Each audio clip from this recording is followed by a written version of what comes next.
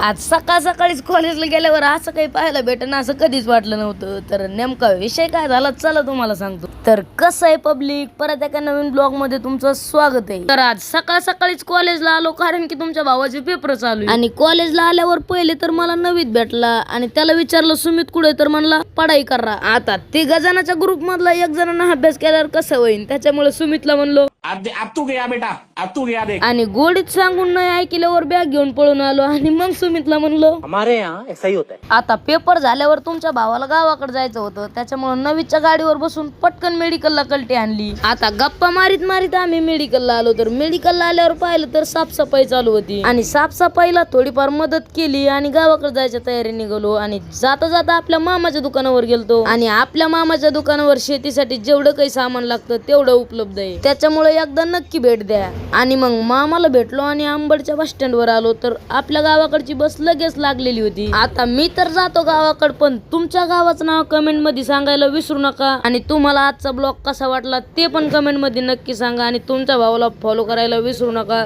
धन्यवाद.